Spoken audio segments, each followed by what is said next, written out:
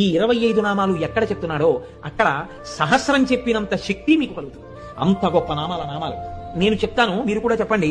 సింహాసనేషి, లలిత, మహారాజ్ఞి, వరాంకుశ, చాపిని, త్రిపురా చైవ, మహాత్రిపుర సుందరి, సుందరీ చక్రనాథ చ,